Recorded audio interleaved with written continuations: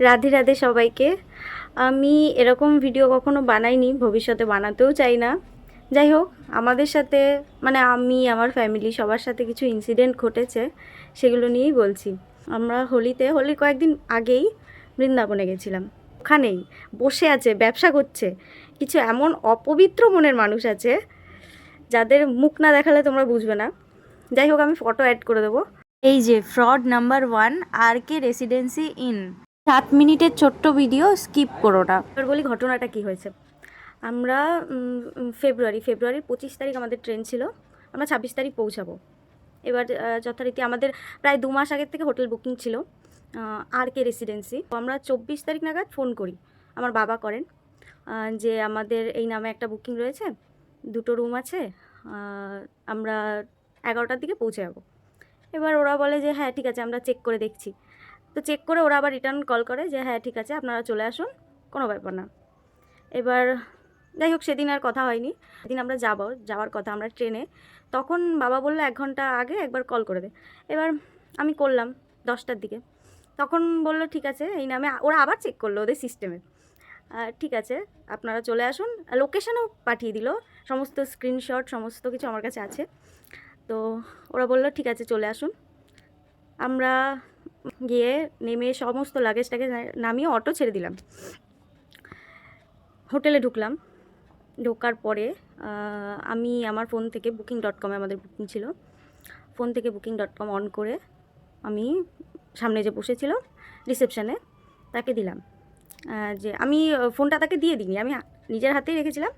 নিজের হাতে রেখে আমি তাকে দেখাচ্ছি যে এই যে আমাদের বুকিং ছিল।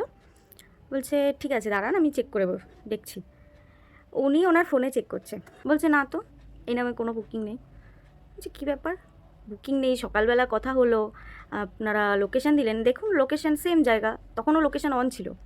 booking.com-এ আমি সমস্ত কিছু কনফার্মেশন কোড সব কিছু দেখালাম। বলছে ও আচ্ছা হ্যাঁ, কনফার্মেশন কোডটা দিন, আমি করে নিচ্ছি। তখন তো আমাদের মনে তো সেই সব নেই, দিয়েছি কনফার্মেশন কোড। এবার এরকম ফোনটা এরকম নিয়ে, আমার ফোনটা নিয়ে আর ওনার ফোনটা নিয়ে, এই যে মুখ দেখা যাবে না, থেকে যাচ্ছে, কনফার্মেশন কোড লিখছেন। লিখে আমাকে জানাচ্ছে যে না না, আপনার বুকিং তো ক্যান্সেল হয়ে গেছে সকালে। যে ক্যান্সেল হয়ে গেছে, একটু আগে দেখলাম বুকিং সব ঠিকঠাক আছে। আমার কাছে ফোন দিয়ে দিল, দেখি 1 মিনিট লেখা ওপরে, 1 মিনিট আগে booking.com, your booking is cancel. মাথা তো আমার গরম হয়ে গেছে। আমি বলছি কী করে, আপনি যেই ফোনটা হাতে নিলেন সেই বুকিংটা ক্যান্সেল হয়ে গেল? আমরা 7 জন মানুষ ওখানে ছিলাম, তো এখন আমরা কোথায় যাব? উনি বলছে সেটা তো আমার দেখার বিষয় না, আপনার বুকিং ক্যান্সেল হয়ে গেছে, আর তাছাড়া আমাদের থেকে আপনার কোনো বুকিংই ছিল না, আমার ফোনে তো দেখাচ্ছেই না। আচ্ছা ঠিক আছে, সিস্টেম অন করুন আপনার। বিশ্বাস করুন, একটা মানে কম্পিউটার, একটা ল্যাপটপ, কিচ্ছু নেই, ফোন দিয়েই চালায়, পুরো হোটেলটা ফোন দিয়েই ম্যানেজ করে। ঠিক আছে, আবার আপনি বুকিং করুন। যাই হোক, তখনও আমাদের মাথায় অতটা রাগ হয়নি। এবার আবার বুকিং করতে গেছি। আমাদের যেখানে 26 তারিখ থেকে 5 তারিখ, মার্চ মাসের 5 তারিখ অবধি বুকিং ছিল, আর টাকা সম্ভবত ওই 12,500 টাকা মতো ছিল, 2টো রুম দিয়ে। প্রায় ওই দিনে প্রায় 1000 টাকা করে পড়ে যাচ্ছে।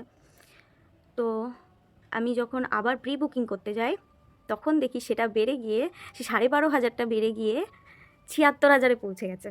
আমি তাকে সেটাও জানাই যে আমাদের বুকিংয়ের সময় এটা দেখাচ্ছে, কিন্তু এখন এত রেট বেড়ে গেছে। জানি ওটা পিক সিজন, কিন্তু আমরা তো 2 মাস আগে থেকে বুকিং করে রেখেছিলাম না, তাহলে আপনি আগে থেকে ক্যান্সেল করে দিতে পারতেন, বা আমরা যখন আসছি 24 তারিখ ফোন করেছি, 26 তারিখ ফোন করেছি, তখনই বলতে পারতেন যে বুকিং হবে না, আপনারা আসবেন না, আমরা ক্যান্সেল করে দিচ্ছি। ব্যাস হয়ে যেত, আমরা ক্যান্সেল করে দিতাম। বলছে আমার কোনো দায় নেই, আপনি হয় আবার প্রি বুকিং করুন, নাহলে জায়গাটা ছেড়ে দিন। এবার বলছি তাহলে আমার যার সাথে ফোনে কথা হলো তাকে ডাকুন, সকালবেলা যার সাথে কথা হলো। আচ্ছা এই নাম্বারটা আমাদের না। আমি সঙ্গে সঙ্গে ফোন করেছি, সঙ্গে ফোন করেছি, দেখি পাশেই ফোন চার্জে দেওয়া। সঙ্গে সঙ্গে আমি ফোনটা চার্জ থেকে খুলে এনে তার মুখের সামনে ধরলাম। মুখটা দেখলেই চোর চোর মনে হচ্ছে।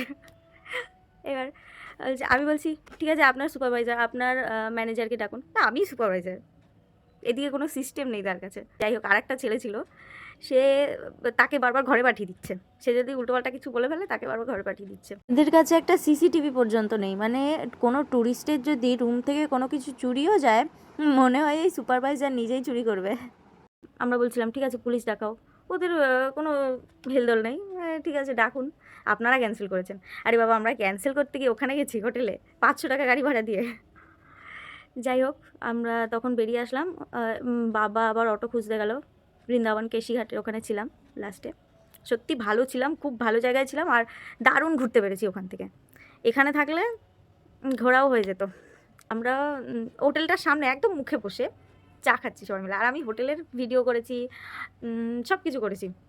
ওনাদের মানে কাচের ভেতর থেকে তো দেখা যাচ্ছে ওনাদের মুখে পুরো মাথাটা, শুধু মাথা এইটুক দেখা যাচ্ছে, মাথাটা নিচে হয়ে বসে আছে এইভাবে। মানে এত মনে ভয় যে মুখ লুকাচ্ছে, মুখ দেখাবো না আমি কাউকে। কিন্তু আমার তো যা ভিডিও করা হয়ে গেছে, আমি সব অ্যাড করছি।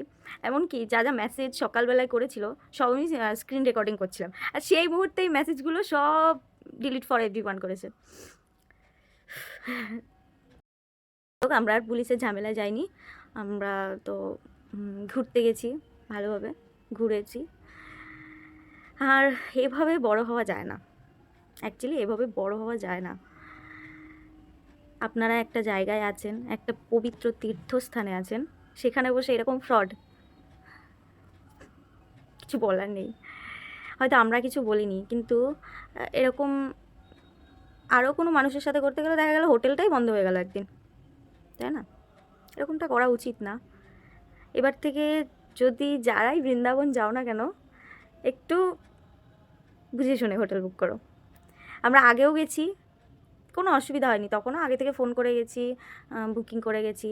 ইভেন আমরা যেটাতে মানে সেদিন 26 তারিখ, সেদিন ওই হোটেল থেকে বেরিয়ে আরেকটা হোটেলের নাম্বার ছিল আমার কাছে, ওটা আর কি হোমস্টে টাইপের, বৃন্দাবনে বংশীঘাটের পাশে ছিলাম।